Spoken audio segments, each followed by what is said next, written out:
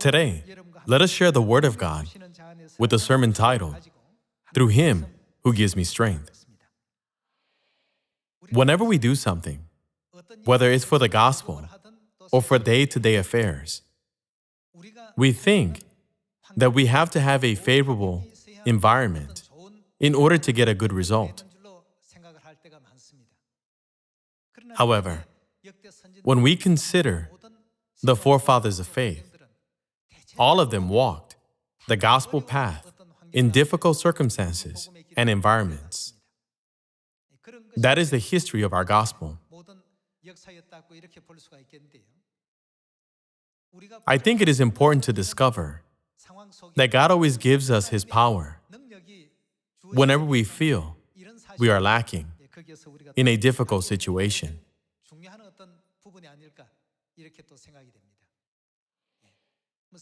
In world history, it's uncommon to find a hero or a great historical figure who came from favorable conditions, a good family, or a perfect environment.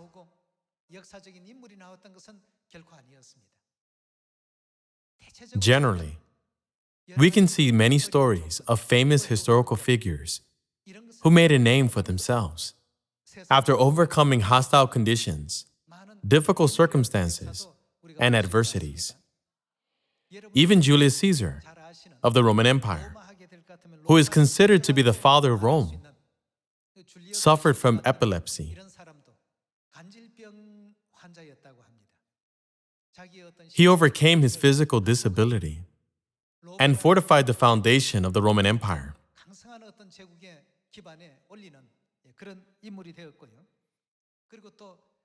Even Augustus, one of the greatest Roman emperors, suffered from severe stomach ulcers all throughout his life. Many think people like that couldn't possibly have any difficulties or worries. However, all of them had impairments, deficiencies, and inadequacies, which they overcame.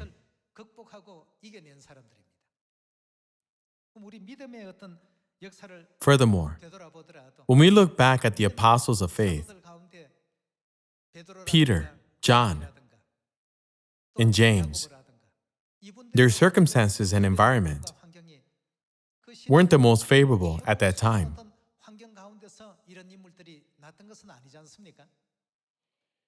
They weren't born into royalty. Instead, they were fishermen or tax collectors. However, weren't they able to meet Christ in these surroundings?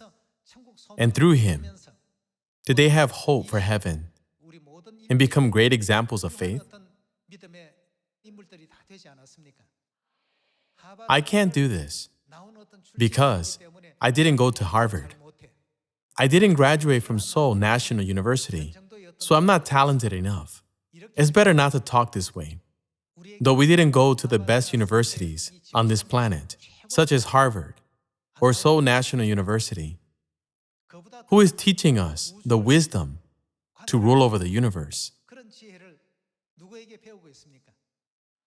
People from Harvard learn from other people, and people from Seoul National University also learn from other people how to live only on this earth.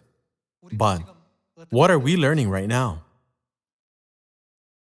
Aren't we learning all the laws and ways to live in the world of a higher dimension, in the vast and immense universe?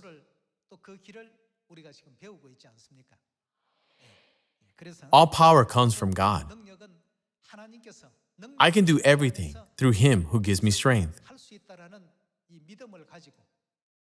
Believing this, let's stop focusing on our inadequacies and open our spiritual eyes, looking to God's power that fills up our deficiencies. Let's look at Exodus chapter 4, verse 1. Moses answered, "What if they do not believe me or listen to me and say, 'The Lord did not appear to you,' God gave Moses a command to free the Israelites from Egypt.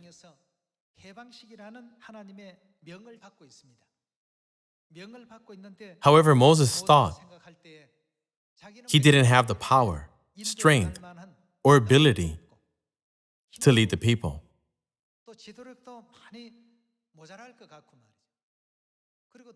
Furthermore, Moses petitioned God to remove him as leader of the Israelites because he thought he was too slow in speech.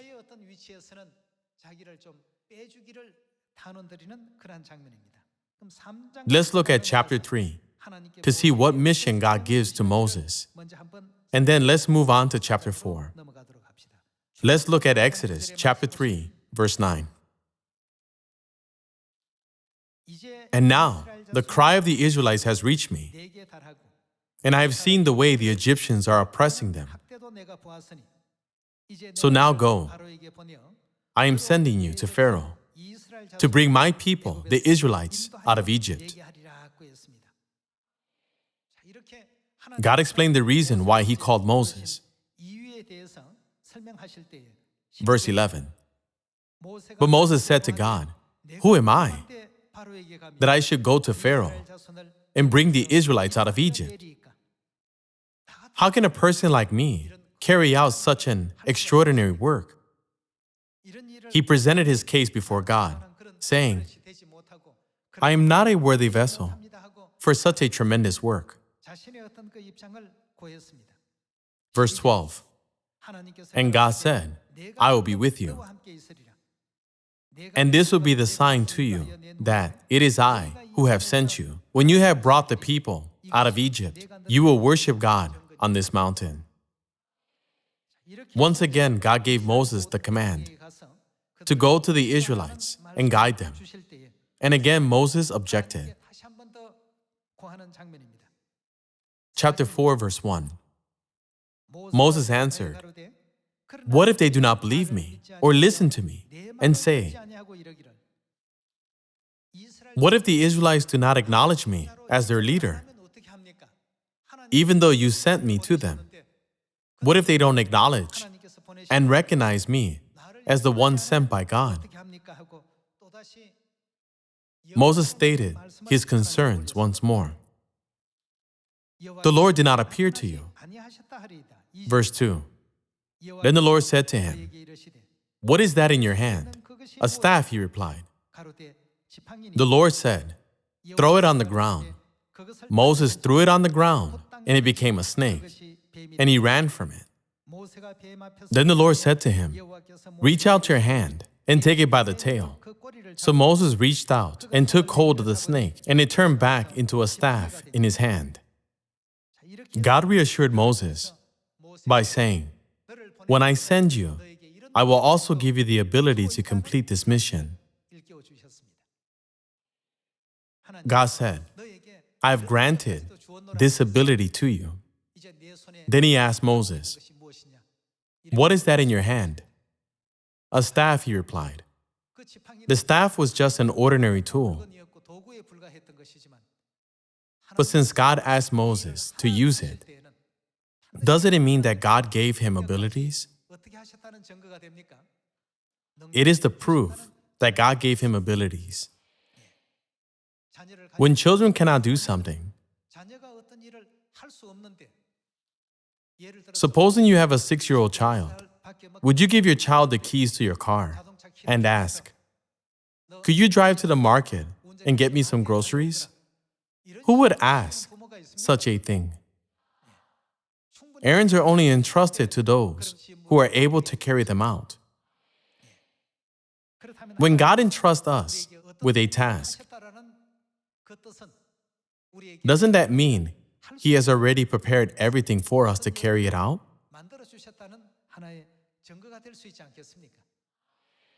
When God asked Moses, "What is that in your hand?" Moses replied, "It is a staff." The staff had no power. It was just a tool that Moses had.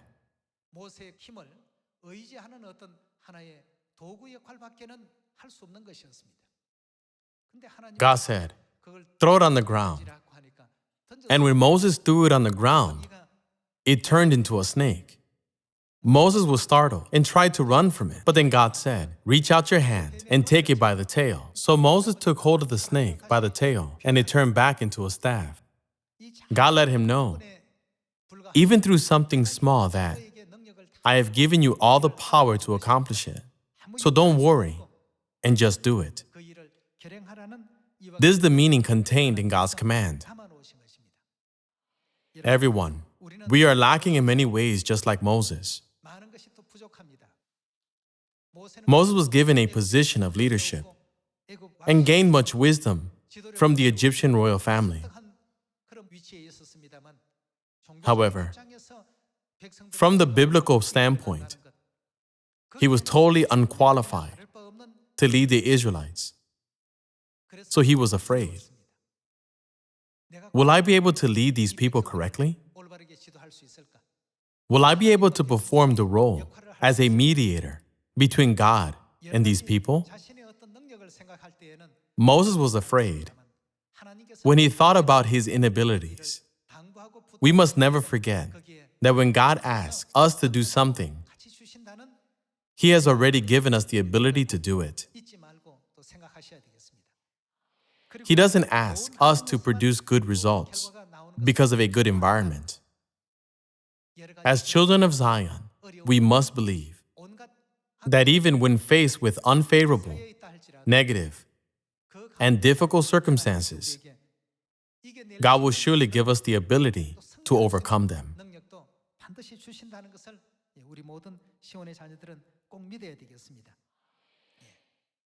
Let's look at Philippians chapter 4, verse 13. I can do everything through Him who gives me strength. Apostle Paul did not say this because of arrogance, but what he was saying was, even though I cannot do everything by myself, I can do everything through God who gives me strength and ability. It is the same for us. We can do everything through God who gives us ability. Everything is new and unfamiliar to me. I don't know where to go or what to do. What should I study with someone to lead their soul into the arms of God? If we depend on our own abilities, we have no choice but to fail. We don't have power like Moses. To Moses, it was just an ordinary staff. But from the moment God asked him, "What is that in your hand?" everything began to change by God's power. Likewise, when God chooses us to be vessels, everything seems to be difficult. Just like when Moses encountered the things he had never seen or experienced before. But what can we do through God who gives us strength?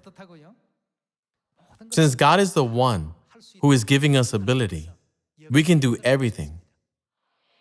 We must have faith in God. Please remember that the only way everything will be accomplished is by having faith in God. This is the destiny of the gospel. When God asks us, "What do you have?" we cannot say anything other than what we have.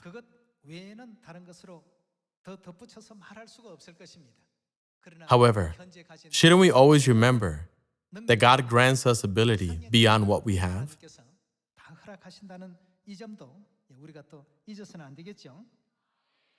Let's look at Matthew chapter 28, verse 18. Then Jesus came to them and said, "All authority in heaven and on earth has been given to me. Therefore, go and make disciples of all nations, baptizing them in the name of the Father, and of the Son, and of the Holy Spirit, and teaching them to obey everything I have commanded you. And surely I am with you always to the very end of the age." Jesus said, "Go to all nations." When God commanded Moses to go to the Israelites, He had many reasons not to.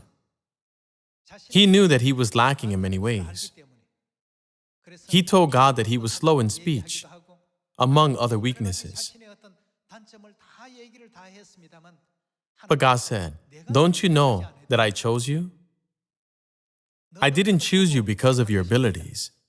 I didn't choose you because of your leadership skills or eloquence. It is because of your passion and special faith for God in the center of your heart." God sees what people cannot see within themselves and chooses people based on what He sees in them. Sometimes God chose Peter, sometimes John, and sometimes Matthew. Doesn't God choose people and grant them positions and missions based on things that are invisible to the world, but visible to God?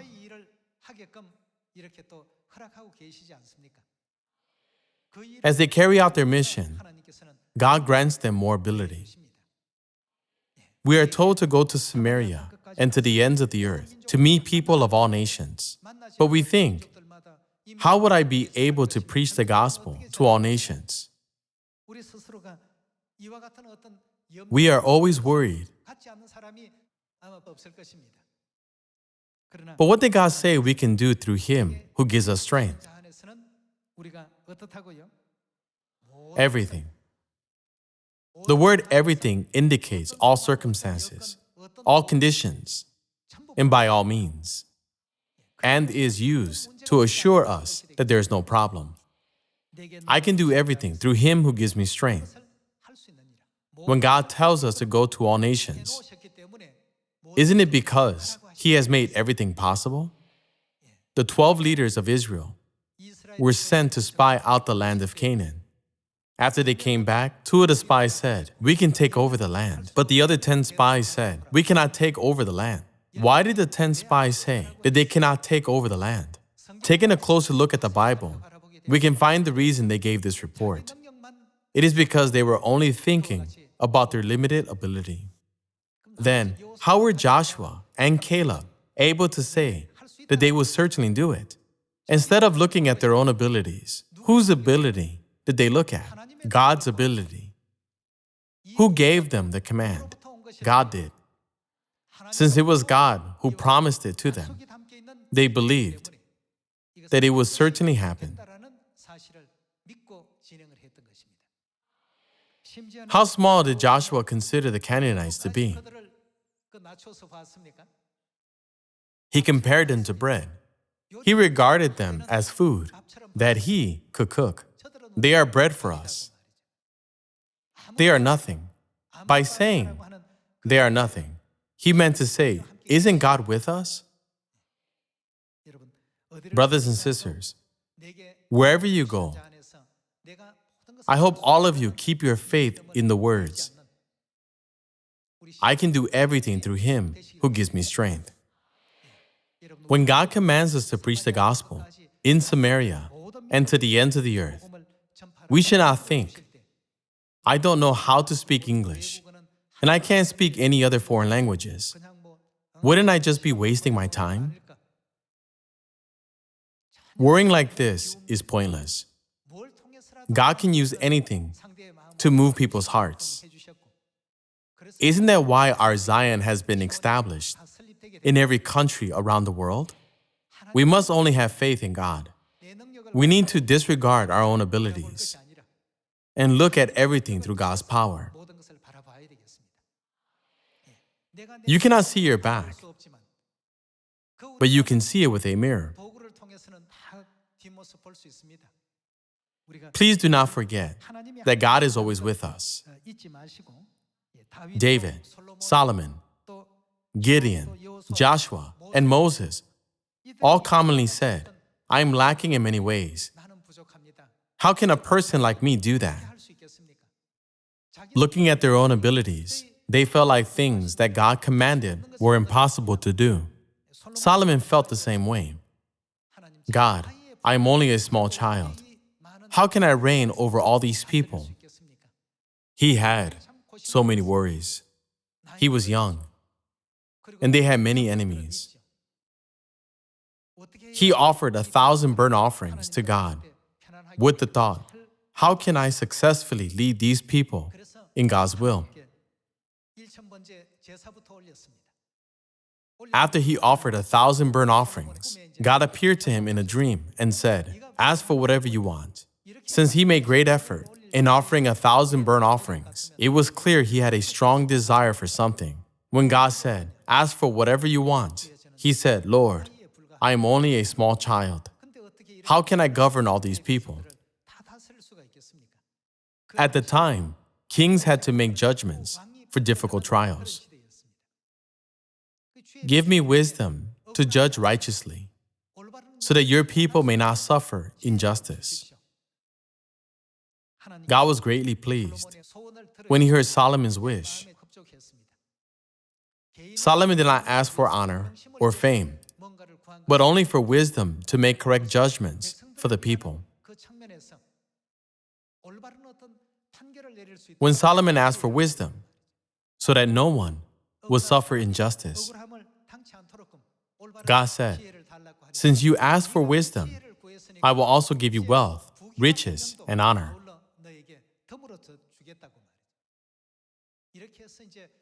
After Solomon received wisdom from God, Israel grew prosperous under Solomon. Isn't this process recorded in the book of 1 Kings? Solomon also looked at his abilities at first.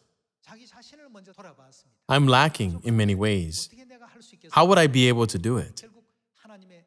Didn't Solomon become a great king who was able to govern his kingdom faithfully after he was given power from God? Not only Solomon, it was the same for Gideon. When God used Gideon and was about to save Israel from the hand of Midian, the first thing Gideon said was, my clan is the weakest, from the weakest tribe among the 12, and I'm the least in my family. How can I save Israel out of Midian's hand? How can I save Israel out of Midian's hand? With my poor background and abilities.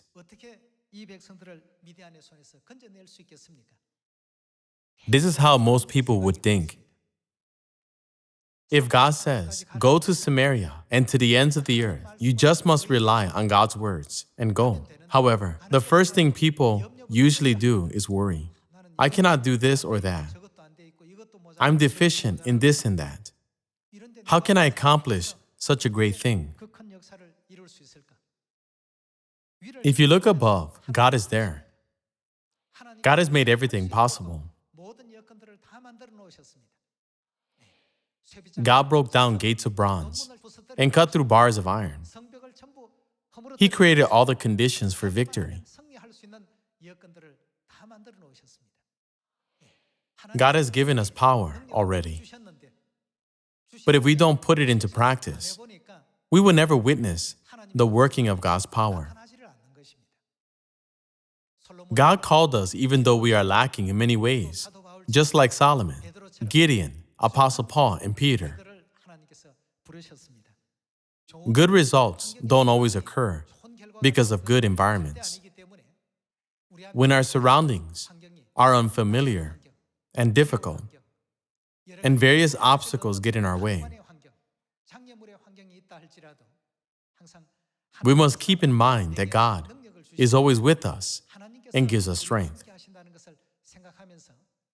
We must not be like the 10 spies who gave bad reports based on their own judgments and abilities. But we must have faith like that of Joshua and Caleb, who said, they are bread for us, they are nothing. We must have the spiritual eyes to see God's ability, so that with it, we can preach the gospel in Samaria and to the ends of the earth. Let us deliver good things to all people in the world. What kind of news is our gospel? It is good news. Isn't it happy news? We must never preach bad things to the world. We must never preach or teach bad things. I hope this gospel will be preached with the faith like that of Joshua and Caleb, and with faith in God, that I can do everything through Him who gives me strength. Hoping you receive much grace, I would like to conclude today's sermon. Thank you very much.